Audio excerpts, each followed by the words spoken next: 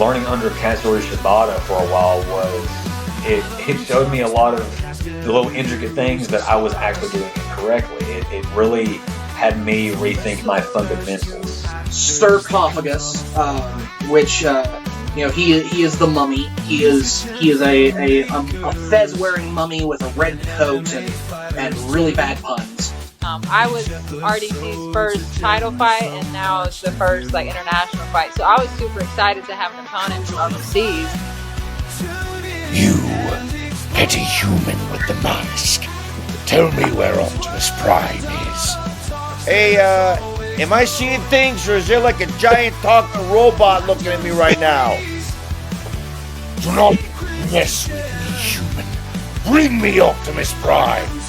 How about I bring you a hockey stick to the face, pal? Google! I went up to the luxury boxes where they had a box for family and friends. And that's when I looked out and I saw like this little tiny ring in this giant sea of people, and I was like, holy fuck, I just did that. That's crazy.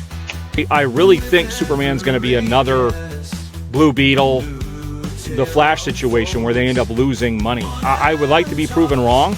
I would like for it to be good.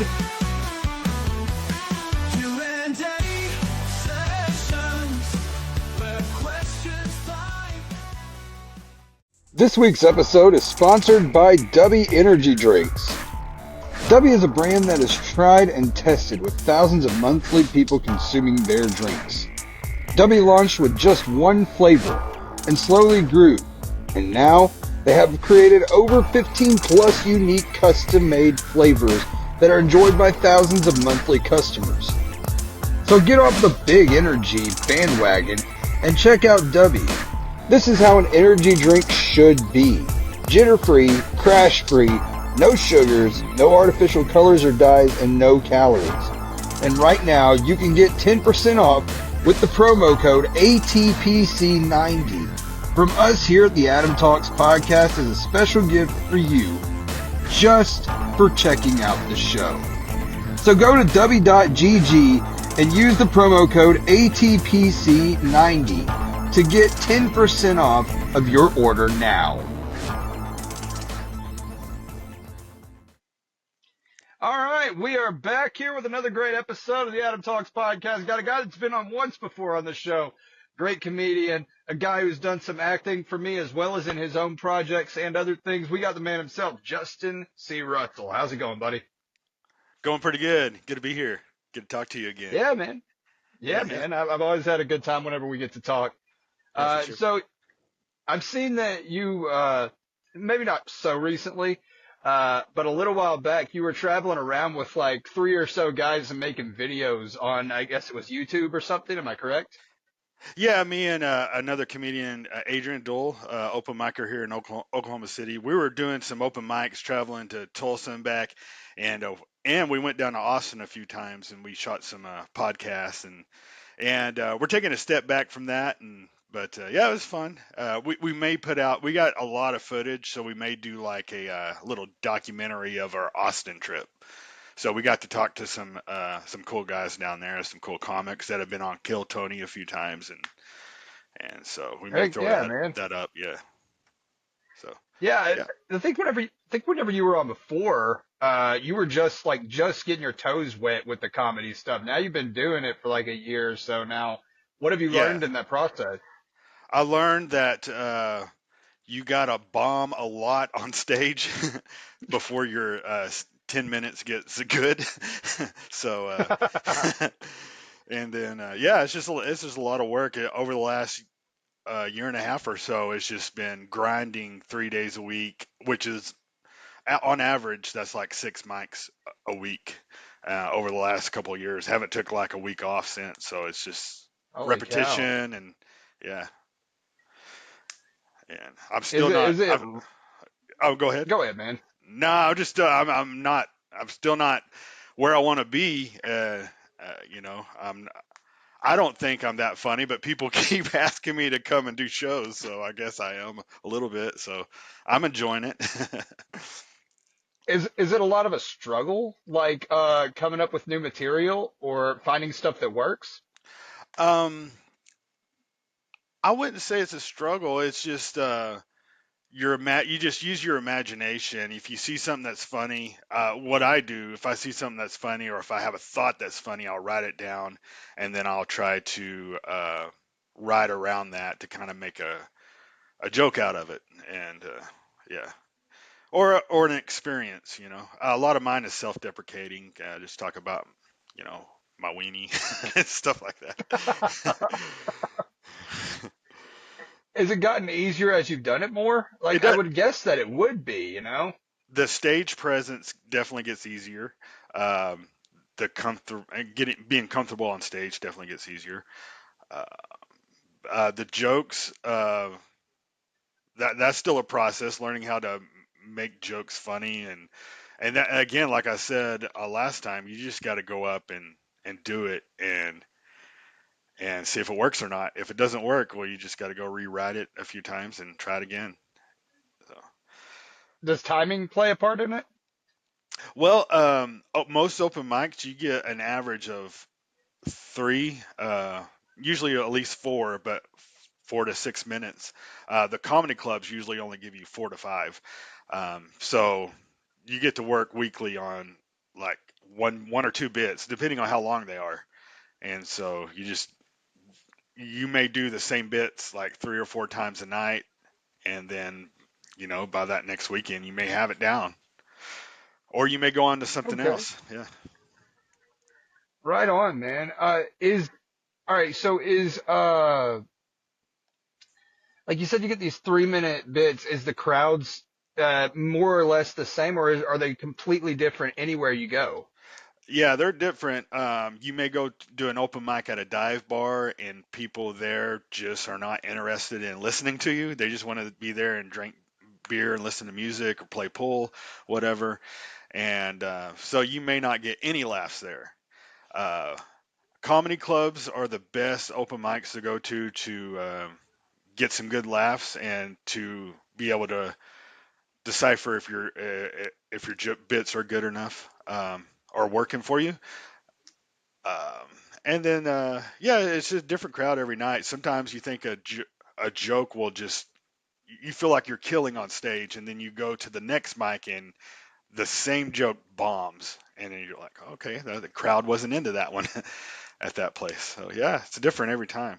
And maybe it's the atmosphere in the room. There's just a lot of factors that may go into it. So, yeah, just from my observations.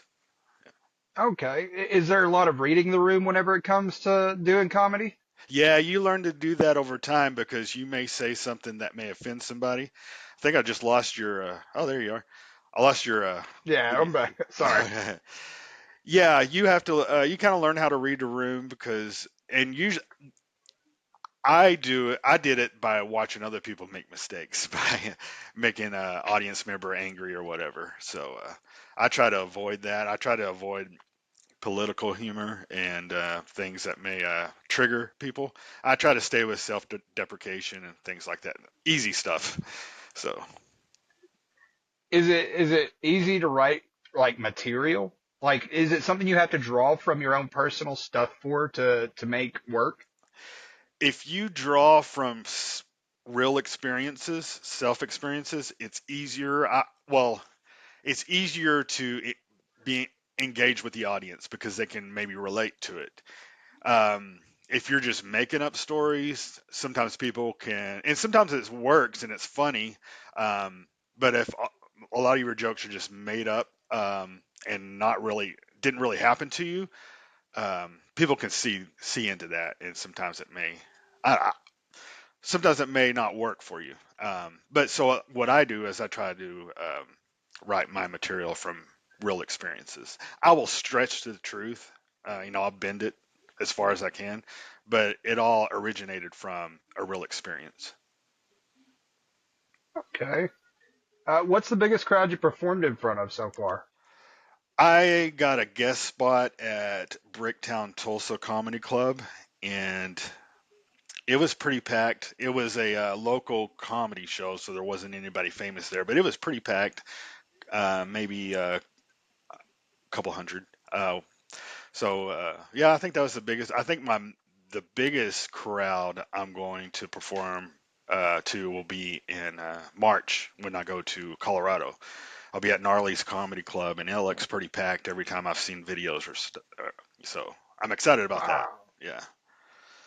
Hell yeah, dude. Hell yeah. That's awesome, man. Yeah. Uh, is it like living a dream for you? Because I know you said you've kind of always been the funny guy, and people have uh, told you to go ahead and try this. And like I said, you were just dipping your toes in the first time we talked. Yeah. So is it kind of like I'm getting to do something that I've been told I should do, and now it feels like I'm doing something with it? I feel like there's some momentum happening with it. And I'm not delusional about it. I know I'm not going to be on TV, SNL anytime soon. It could happen, you never know. But I'm not delusional. I just want to work as long as I'm doing this. I'm going to do it 100%. Work hard at it. And it would be cool to get into more club shows. That's a cool dream. I'm not looking to. I don't have any misconceptions that this will be like a full time career or anything. It could. I'm not. If it does happen, hell yeah, let's go. But otherwise, I'm content, happy of just being an open micer, and maybe getting some cool gigs here and there. So Man, well, I'm very proud of you, man. You're doing it, man. You're doing more than I've done with music or anything. I can't get on stage still to sing or anything. And I get real nervous and stuff. Yeah, was it hard getting past that to get on stage and do stuff? well, for me, not really, because I had a lot of experience on stage when I was in the ministry. We may have talked about this last time, but for like 20 years, right out of high school, I did a lot of ministry, singing and preaching here and there on stage, and so I got a lot of stage time for the last 20 years. So I'm pretty comfortable on stage. At first, it was, and I do sometimes have anxiety attacks before I go on stage. I'll hide them. You won't know I'm having them, but I think anxiety is good because if you're totally confident, you know, I don't know. I think anxiety feels good for me. I like to be nervous. I like to have that anxiety. Um, and so as long as I have those butterflies, I know that hopefully it'll go good. Kind And of off yeah, topic. yeah. Kind of off topic, man. Did you see they had a congressional hearing and this guy, David Grush, came on and he told the world about UAPs and UFOs and stuff like that being around? I know you're a guy that's into that kind of thing, but the government actually let him talk about this stuff. What are your thoughts on that? I haven't seen that. I was listening just now to a Rogan podcast. He's got two UFO experts, or they did a documentary. It is very, very intriguing, interesting. I love it. I I would I would love to be for them to reveal themselves, and if there are aliens or whatever, I love the government to say, yeah, this is our evidence. And I haven't seen that yet. I would love to watch that. But yeah, I've had some weird experience, so I think there's stuff out there. And yeah, it's very exciting to me. Uh, yeah, let's go. Alien Nation was a show we used to watch in the 80s. So Right on, man. Yeah, yeah, I've kind of always been wondering and interested in that. You know, a lot of people go out on a limb and they say, you know, aliens helped the Egyptians build the pyramids and this and yeah, that, you know, and it's like, how can you move these giant stones other than that? I mean, unless there was like giants or something like that roaming around, how are you building these gigantic, moving these like, I don't know how many tons, but hundreds of tons of freaking giant stones in place to make the pyramids if it isn't that, you know? yeah, I yeah, mean, it just kind of baffles me. That was a cool thing that I found out about, and I've watched like two or three, maybe even four Rogan podcasts, listened to them while I was at work, having to do with the same exact thing, man. yeah. Uh, what is your overall thoughts on it? I mean, do you think the government's covering it up? Do you think they're letting it, they're just like, we have evidence of all this. We're trying to, what is it? Backwards, what is the word for it? Oh, Reverse reverse. engineer stuff. Yeah, I think they're definitely finding stuff that is unexplained. As far as if the government's had actual contact with alien life form. I'm not sure on that. It'd be cool if it is true. I hear these fighter pilots talk about their experiences and stuff, and you know that they seem to be pretty credible. So yeah, I think there is some stuff that they're keeping classified that they can, you know, maybe it's good that they haven't revealed it. Maybe we don't want to know what's really going on out there, and you know, it may cause hysteria. You know, maybe there's a good reason they're Yeah. not letting us know. Yeah. So, Yeah, I mean, I don't know how the public would react to it, yeah. you know? I mean, there's a theory that you know, that those drones that people are seeing around Jersey in the sky and stuff like that currently, that's been happening, like, apparently from this other Rogan podcast that I finished listening to, they've been flying around for like 3 years or something like that, flying around here and there over Colorado, over Jersey, over all these places. And Rogan was like, what if they're doing that to get people used to the fact they're seeing stuff in the sky? You know, Yeah. so that way whenever real stuff does come, they won't freak out or whatever. I Yeah. mean, it makes sense, you know? Yeah, to desensitize to the fact that there's weird stuff happening. Oh, it's just a drone. Um, Mhm. but yeah, I was skeptical that those when I heard about the Jersey drones that they were alien aircraft because everybody has said, well, it's obviously a drone. They have propellers and they're loud and noisy. So I figured that was just the government looking for something or testing or whatever. I still don't believe the press secretary said it was just FHA doing something, but why was it so secretive at first? That's still weird to me that I still don't believe they're giving the full truth on that. But Yeah, man. I mean, when thousands of people see stuff like the lights over Phoenix years and years ago, yeah, I mean, it's hard to deny that kind of stuff. yeah, But they still attempt to cover it up. I mean, I yeah, don't know. Maybe it's a reaction thing, a security thing. I don't know, man. yeah. What do you think? Maybe. But these guys on Rogan's episode today, they're talking like these entities are give demands, you can't given the our government demands or whatever. I don't know about that, Whoa. but yeah, like they're superior beings, and they. So it's very interesting, but I don't know. I just know that I've seen some definitely weird stuff in my day and unexplained stuff, and it's You've something seen out some there. unexplained stuff, man? Yeah, but I don't know if it's UFO related, alien related, or what. I remember when I was like 15, I was by myself. Parents were out doing their drinking and stuff and partying, whatever. I was home alone. It was night, and I was laying on the couch, and I almost fell asleep, and I had instant body paralysis, like when you have sleep paralysis. Whoa. But it wasn't in a mid sleep. It was just like I was just laying there and I felt like there was an entity hovering over me, and I fell off the couch and woke up. I don't know if time passed or whatever, and it just freaked me the hell out. And I went outside and waited till my parents got home. But Wow. yeah, so I don't know if That's that. wild, man.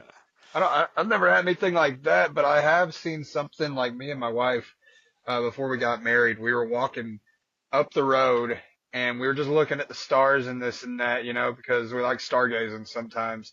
And I turned and we looked over the top of this wood line, and I swear to God, man, there's like this thing. It was, I don't know what kind of shape you would call it. It didn't look quite square. It was like a flat octagon almost, Oh yeah. kind of like top, boom, boom, and then like a saucer, but not, I don't know how to explain it, but it was Yeah. kind of edgy. And there was like orange lights that were going do, do, do, do, do, do, do, do, do, do. And I was like, what the heck is that? And it just kind of hovered for a minute in one spot.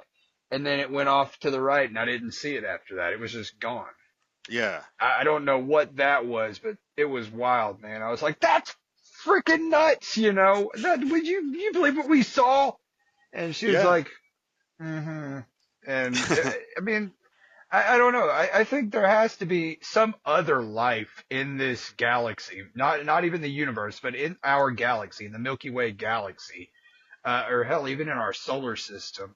We can't Yeah, be the only ones. You know what I mean? It doesn't make a lot of sense. yeah. And go ahead. No, actually, yeah, you're right. It's just so huge. The universe is so huge, and compared to the universe, we're just little bitty. And so I mean, the chances of just this planet being habitable, I don't know. I believe that yeah, there's definitely other things out there for sure. Um, yeah, I was I thinking. think so. uh, Go Yeah, no, no, no. I was just. ahead. No, I Yeah, agree man. with you. Yeah, no, there's some stuff going on out there. I'm I don't know so much. I don't know. There's a bunch of like cryptids and stuff like that that people talk about around here, like the Boggy Creek Monster and stuff like that. I don't know how much you're into those things or I not. remember that. My dad told me the Bobby Creek monster story when I was a little kid. Um, do y'all Bobby Creek, is that Arkansas, right? Or is Yeah, that Boggy Creek. Yeah, it's in Arkansas. I don't remember where in Arkansas, but one of my wife's stepmom lived there, and I can't remember the name of it right off. yeah? Because I think it may run a little bit into Oklahoma because we have a Bobby Creek too. But Okay. yeah, but they actually made a movie about it back in the '80s, early '80s, about the Bobby Creek monster. I guess it's like a Sasquatch or like a werewolf or Yeah. something. Yeah, Yeah, it's a Bigfoot. yeah, yeah, yeah. They actually had a documentary come out here to the Ozarks, southeastern Oklahoma. Probably ventured into Arkansas too a little bit. They were doing Bigfoot investigations during a ice storm back in '05 or something. And yeah, Man. Uh, what is your place on all the cryptids and stuff? Do you think there's truth to it, or do you think it's kind of been blown out of proportion? the what? I'm sorry. The I said, what do you think about the cryptids? Or do you think there's truth in those legends, or do you think it's all kind of been blown out of proportion? It was something somebody should know about already. The cryptids. Well, I don't. I'm not sure if I'm familiar with the Like cryptids. mythology, like Bigfoot, like the werewolves, like the Mothmen and stuff like that. Oh, okay. Yeah. Being from. See, I was raised. My grandfather was full blood Navajo, and they're out of Arizona. And they do have beliefs in like the shapeshifters and stuff in the skin. So when I was growing up, I'd hear stories all the time about. There was a dog man. I'm not sure what. Maybe there was um, Arizona or Mexico or New Mexico. A dog man was like a werewolf, but it was more white than it was like a brown or black. And so, yeah, I think there is some weird truth to that as well. I'm not sure about the actual Bigfoot. I figured we would see that by now. We would have evidence. But if it's something more interdimensional or something like that, like a shapeshifter, then yeah, yeah, I'm down to believe that there's some of that because I've yeah definitely heard stories all my life about that. Okay.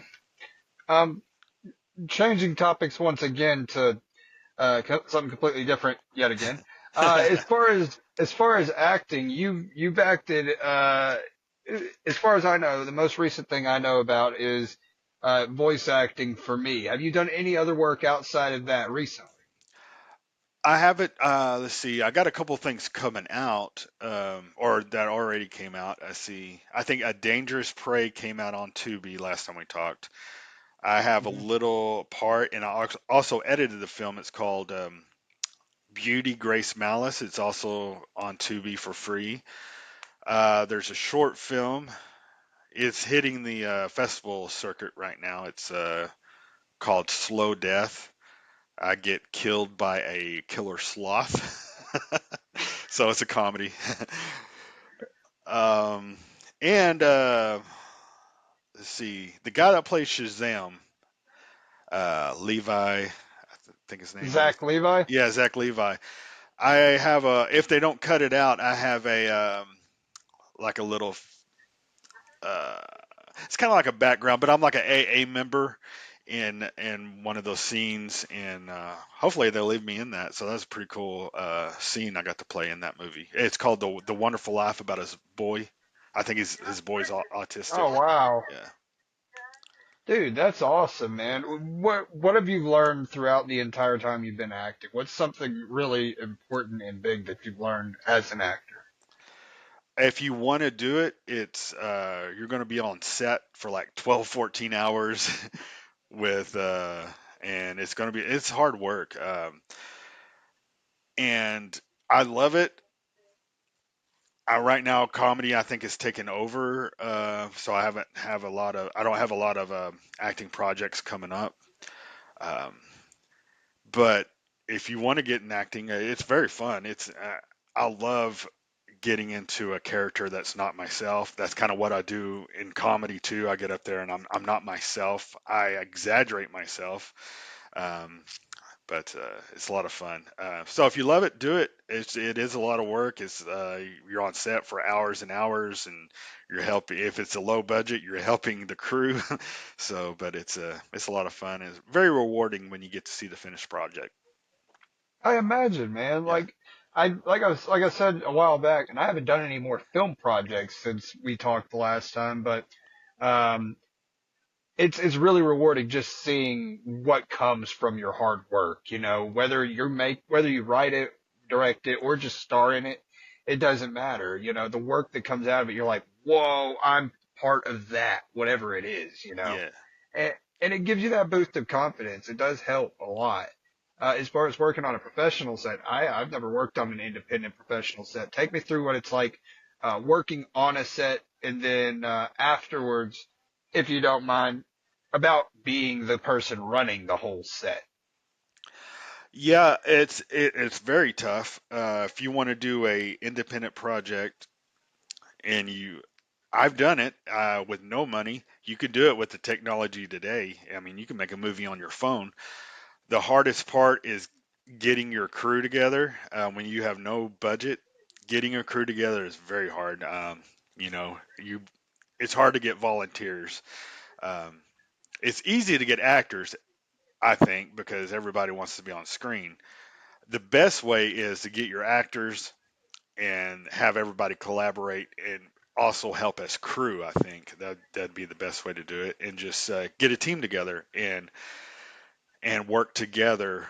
And hopefully everybody has the same vision as you do as the writer or director. But yeah, that's just the starting point. Just get a good team together,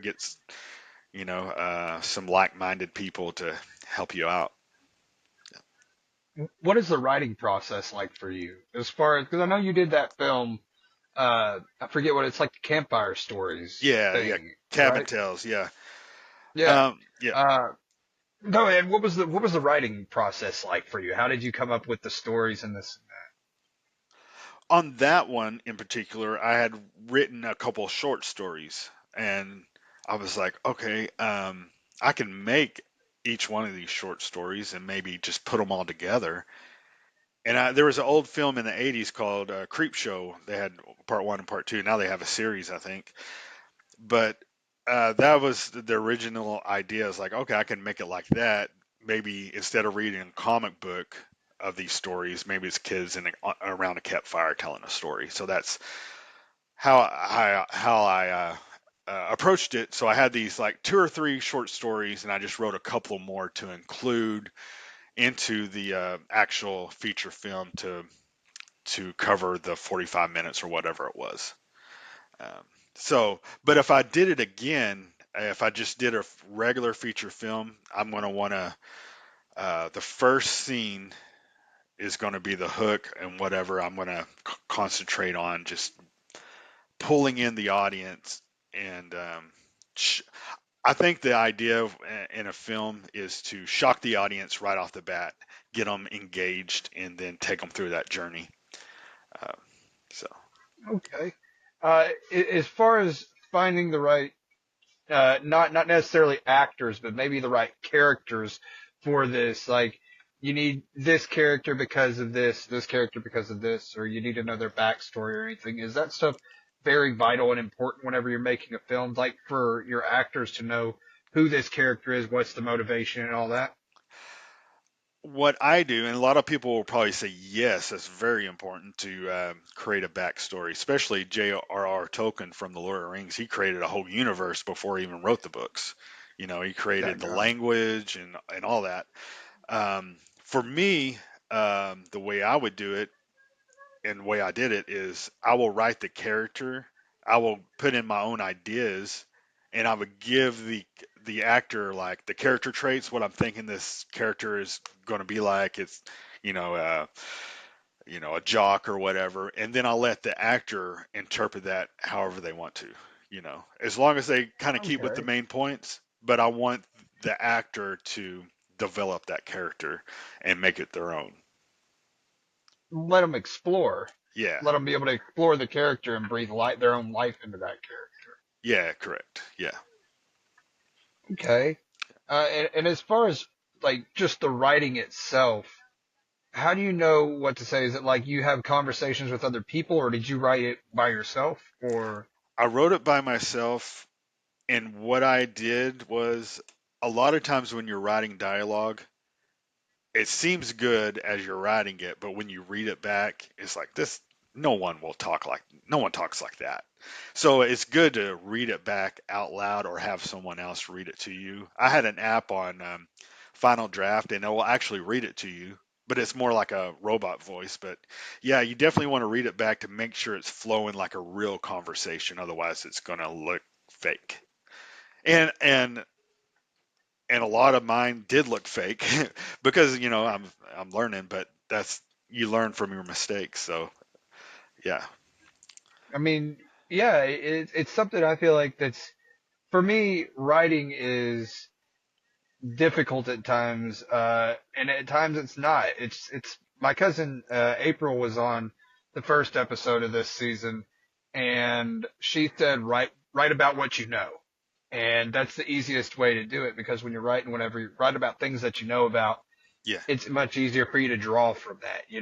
I Yeah. know about so I know about pro wrestling, or I know about comic books or whatever, and I can do that, but uh, I've had roadblocks, I've had mental roadblocks and haven't been able to figure out how to get past those. Like, where do you go from here?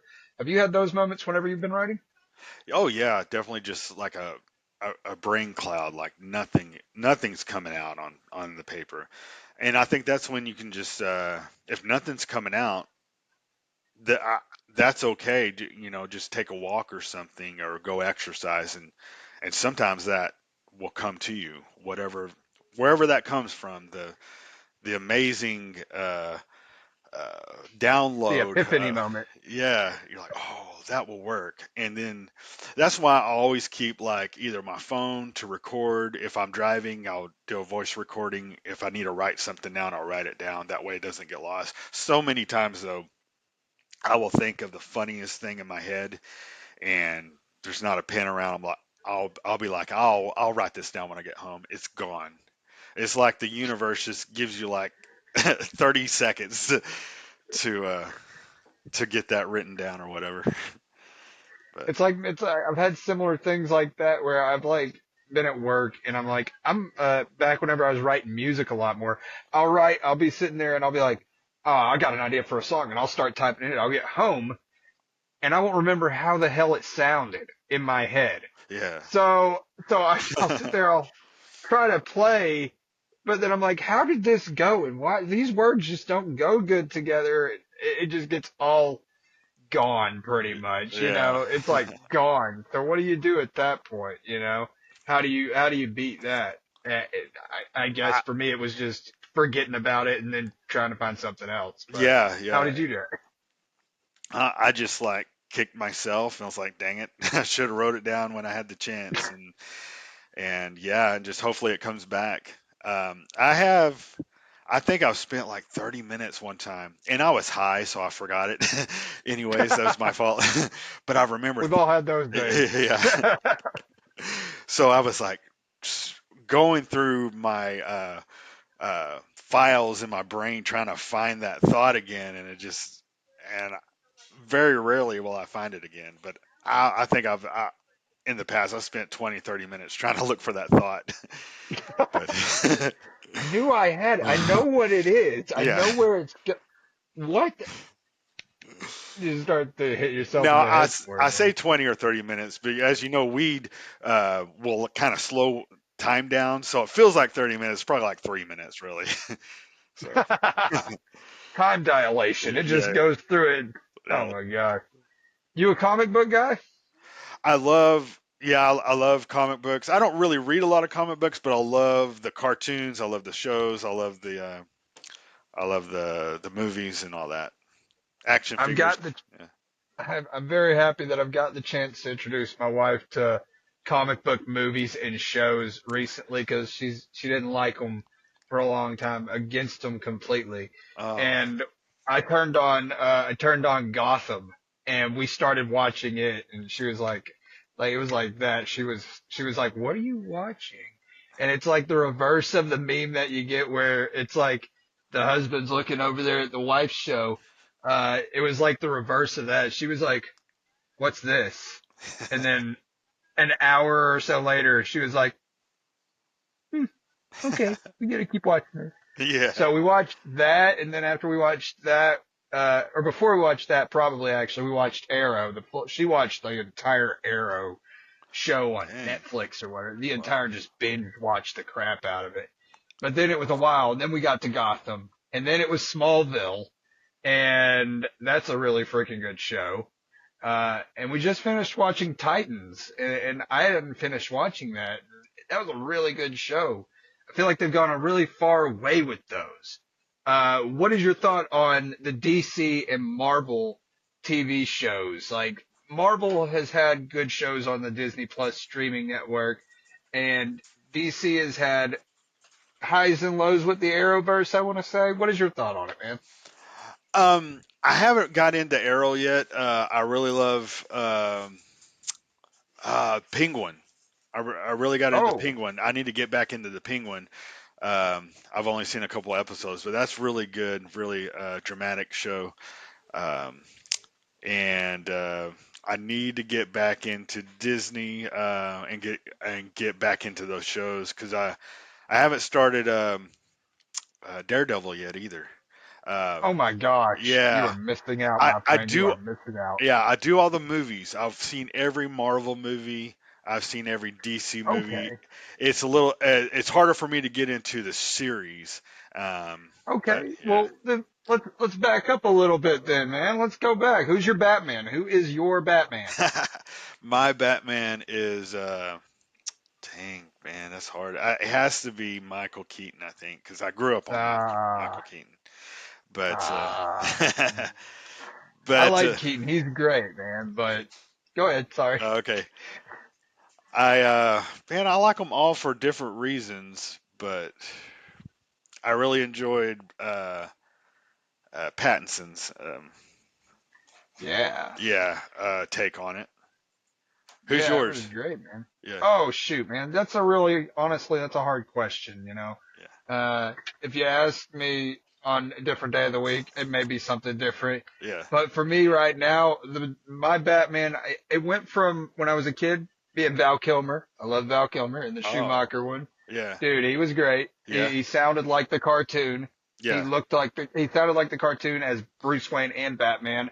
And I was like, this is a cartoon brought to life. This is nuts.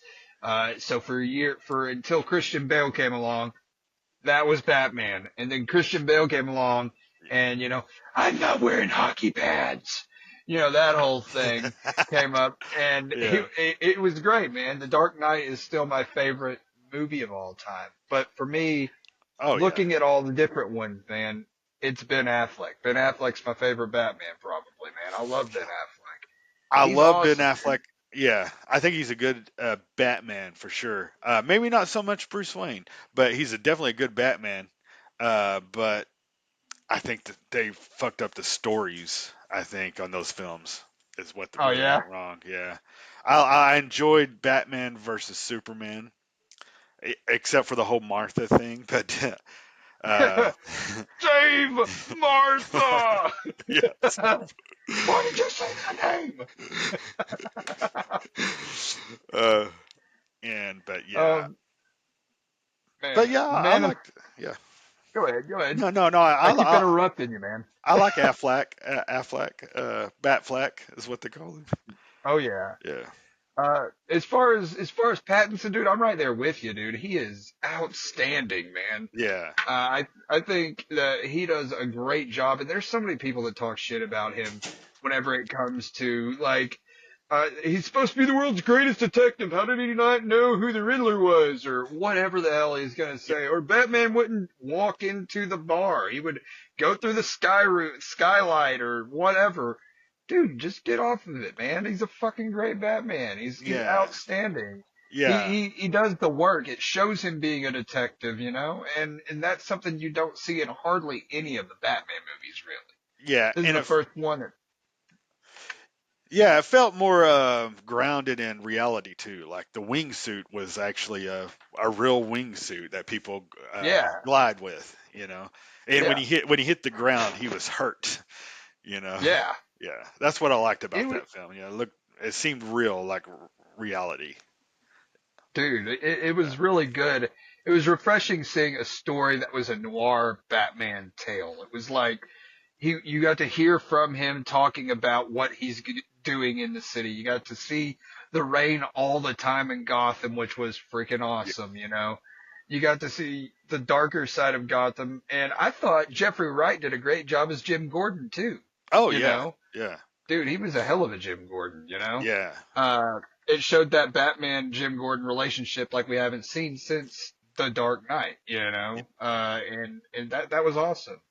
I feel like it's almost a spiritual successor to the Dark Knight franchise, or trilogy or yeah, whatever. Because they felt very similar for the realism and everything, It felt very real, like you said. yeah, I thought that I really like Henry Cavill as Superman too, but Christopher Reeve ain't nobody gonna top him as no, Superman. You know what I mean? no way, yeah, There ain't no way. no. Go ahead.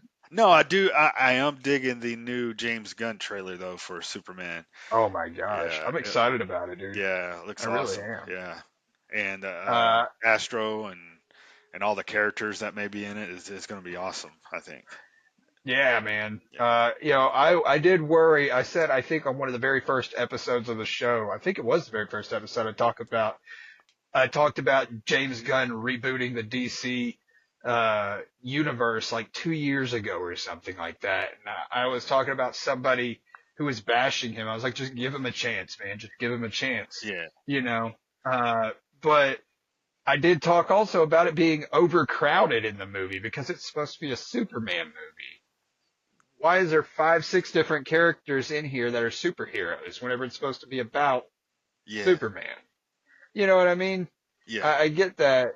I think that as long as it's in good measure, it'll work. You know Yeah. what I mean? Like, as long as we're not seeing like 25% of the movie Guy Gardner's in or something like that. I don't want to see half to a quarter of the movie with 3 other heroes flying around doing stuff with Superman, Yeah. I mean, does that make sense? It does make sense. So, yeah, if you oversaturate it with like Marvel would do, like Marvel, like the last films when all the heroes are in there, that's fine. But your first origin story doesn't need to be saturated with a bunch of characters. I don't think you need to focus on Superman and maybe a one or two here and there cameos or whatever. But I like to see that story, in full and not be Yeah. distracted by other things. Yeah, man. I want to see the relationship between Lois and Clark in this thing. I Yeah. want to see how they work. I want Yeah. to see the Fortress of Solitude. Yeah. I want to see classic Superman stuff. I don't Yeah. need Guy Gardner or Hawk Girl or Mr. Terrific in there. You know what I mean? Yeah. But Let Superman and his dog, fight the bad guys. yeah, let Crypto do his job, man. You know what I mean? Yeah. Like we didn't see in Iron Man, in the very first Iron Man movie, we didn't have like Thor and Captain America show up for no reason. Daredevil Yeah. wasn't just hanging in Yeah. the background. What the heck's going on with that? Yeah, I like what they did Uh, with that. They just gave you Easter eggs here and there, and you got to put the pieces together, and then in game you had everybody, and yeah, yeah, dude, Avengers, yeah, yeah, that was awesome, dude. yeah, Yeah, I think that they made a freaking masterpiece whenever it came to Endgame and Infinity War. yeah, I thought those were masterpieces, masterworks of film, man. yeah, How do you have that many people, that big an ensemble cast in this movie and still make it feel like it has life to it? Still make it feel like this character's important, this character's important, and this character's important. And somehow they did it, man. yeah, Somehow they made it feel yeah. like, you know what I mean? Yeah, it's just genius writing and that collaboration. I'm sure there were like 30 writers on this film, and then the Russo brothers at the head of it. Yeah, it's just a team of intelligent and smart writers and doing their thing. As far as Marvel characters, who's your guy or girl? Let's see, man. I think it would have to be Wolverine because I grew up on Wolverine 2, X Men, the classic 90s X-Men film or cartoons, and then in 2000 when X-Men came out, it has to be Wolverine. I think is my favorite Marvel. Of the girls, probably Black Widow is my favorite. I got her hanging up on the wall over there. So yeah, That's fair. That's fair. yeah, yeah. You need that Scarlett Johansson in your life, man. Oh Gotta yeah, have yeah, it. yeah, She was great. yeah. Uh, but what did you think about Deadpool and Wolverine? Loved it, loved it. Great movie. I thought they went all out, and it wasn't what I expected. I thought maybe they'd set up a new universe and explain what's going to happen with the Marvel universe. I thought it would all be explained in Deadpool Wolverine, but I guess that what's going to happen and take place in that universe will be explained as we see the other films coming out. Um, but yeah, I loved it. It was great. Um, I think it was a little oversaturated itself with some stuff, but that's Deadpool. I thought the comedy in it was like all the Deadpool movies, man. Comedy levels are just. I know he's a comedic character, but Yeah. dude, they nail it every single time. Oh yeah. I mean, how do you think they do it? It seems so easy. I mean, obviously experience has something to do with the writing, but I mean, what are your thoughts on their writing, or not even writing, but their comedy in these movies? Yeah, it's definitely, especially Ron Reynolds. I think he's just naturally funny, so he's good at that comedic timing. Um, and then just their casting is a key thing. Casting the right people, the right funny characters, and then of course the writing, but I think also the editing comes into play.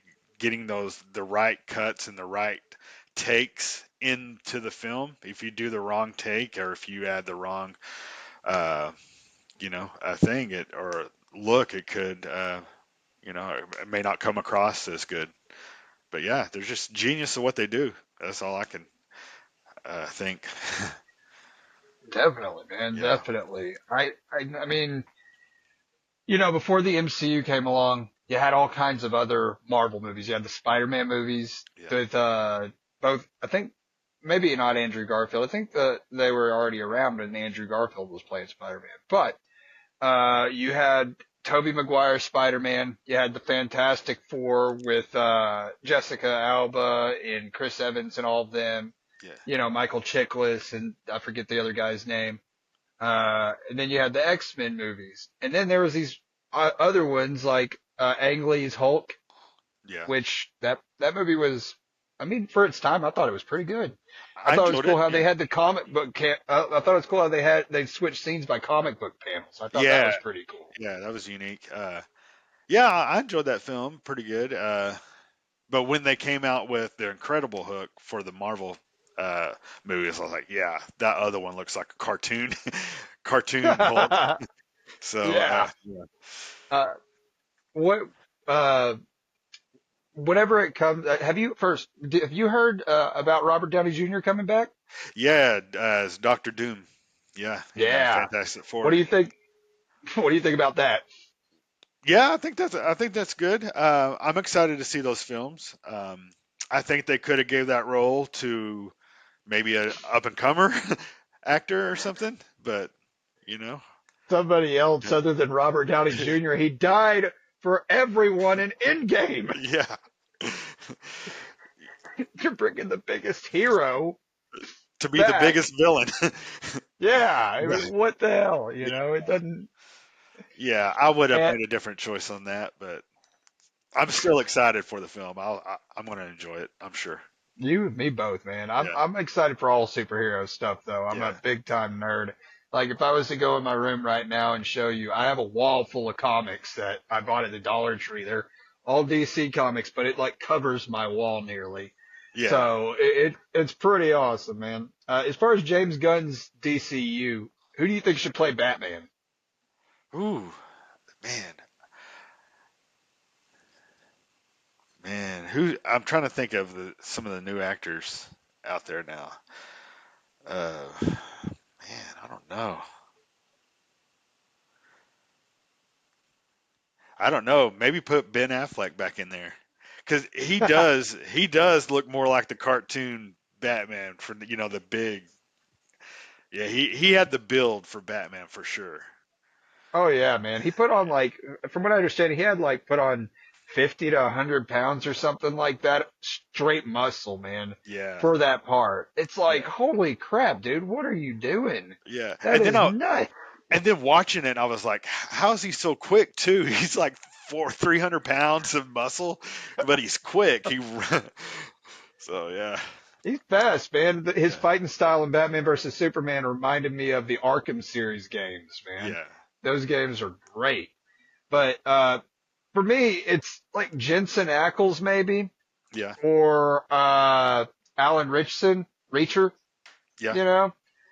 Either of those guys would be great, I think, for Bruce Wayne, because if you want a giant hulking guy, that's Richardson, man. He's gonna get it for you. He could be Batman.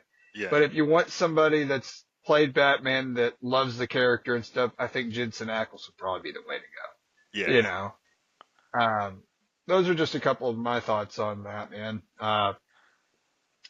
As far as your future filming and doing comedy and whatnot, man, are they both like kind of even, or are you into one more than the other? Right now, I'm definitely in the comedy more, just because I'm getting more opportunities in comedy right now. So that's kind of taking over. I do have some things, projects in my head I'm thinking about doing eventually. And if something comes along, like a role or something, I'll definitely try to hop on. But the producers that I was in that made the film A Dangerous Prey, they're coming back to Oklahoma to make a horror film about a killer clown. Seems pretty fun and interesting. I may hop on that film with them. We'll see. Otherwise, yeah, comedy's just kind of just doing its thing right now, and I'm kind of enjoying that. Uh, I mean, has one been more? Have you been passionate about the same? Would you say passionate about either of them, or would you say you have been more passionate about one over the other, like overall? Probably comedy overall, because I think throughout the years I thought about comedy, doing it and trying it. I probably attempted to think about doing it so many times, but just the nerves took over and I didn't do it. So, and it is very fun. Even when I don't do good and I bomb, I'm still enjoying myself. So it's very fun and I love it. So yeah, I think comedy is definitely the most enjoyable thing I'm doing right now. Um, but yeah, like I said, if something comes along in film, I would definitely love to jump on something like that in the future as well.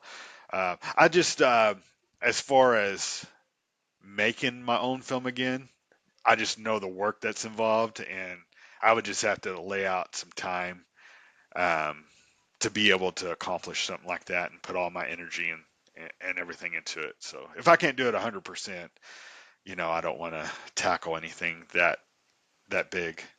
So, but Is it like draining doing your own film?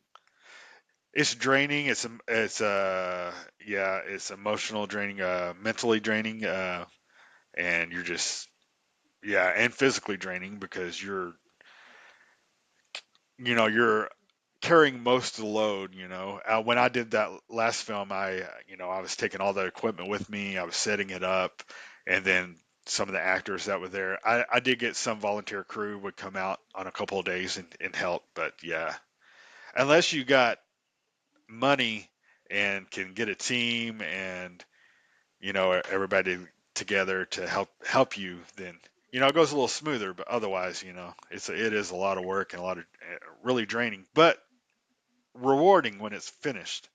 So Okay. I yeah. was just going to ask about the is that the motivation knowing that it's going to get finished, knowing that you're going to do it, or was there moments where it was like your motivation was taken away?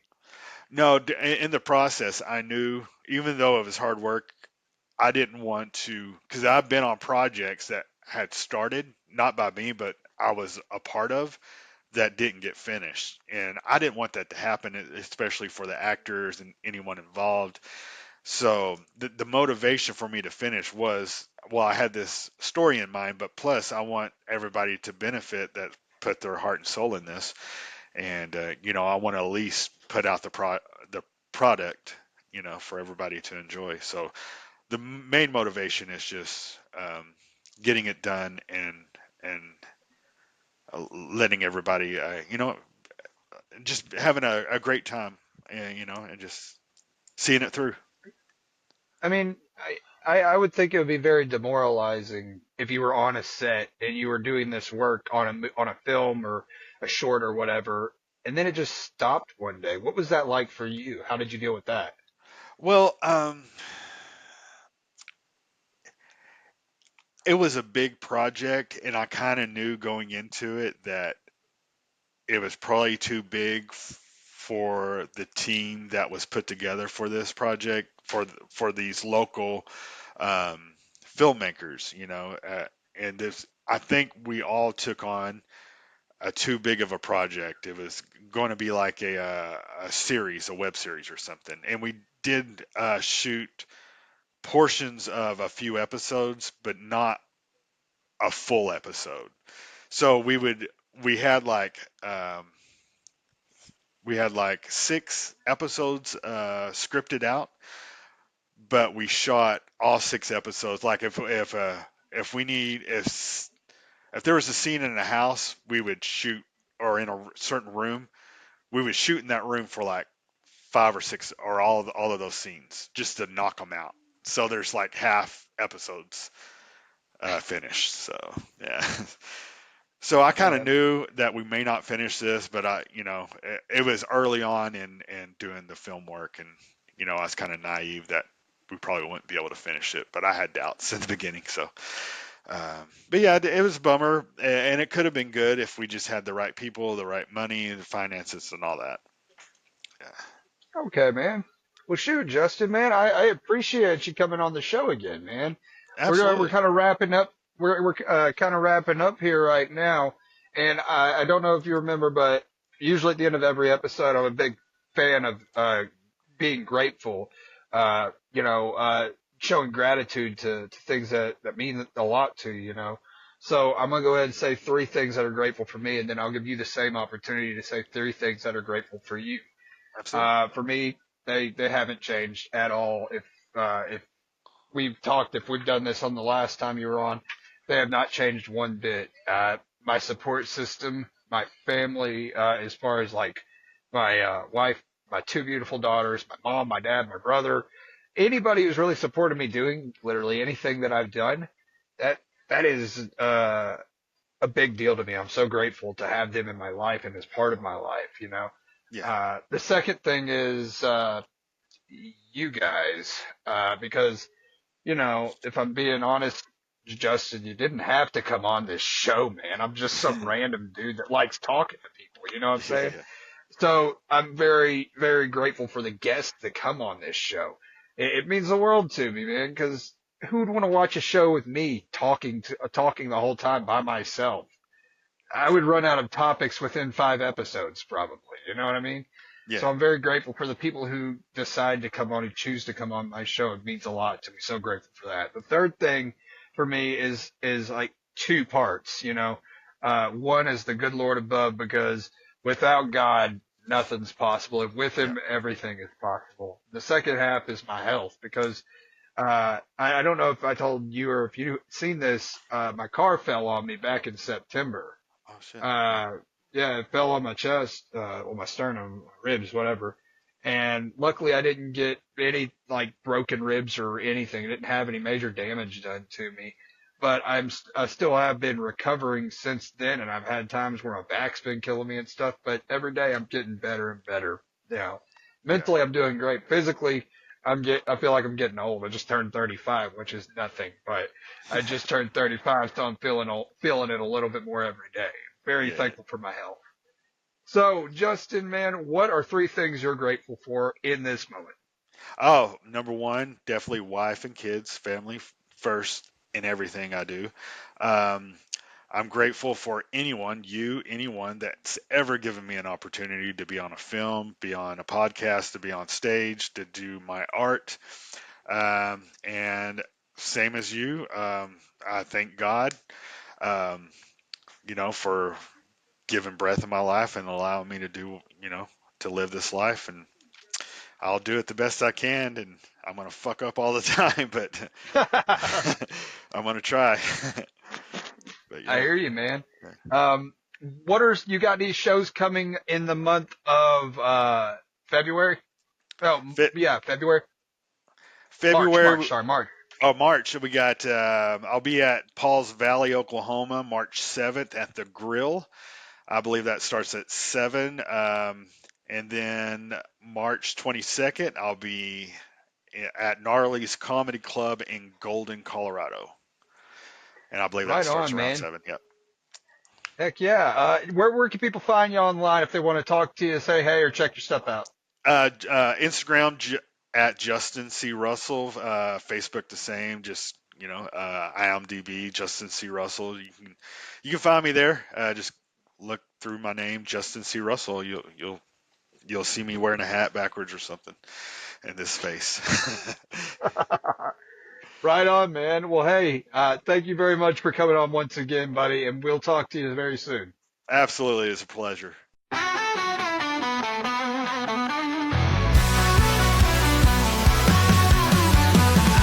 Talks, podcast, interviews with stars.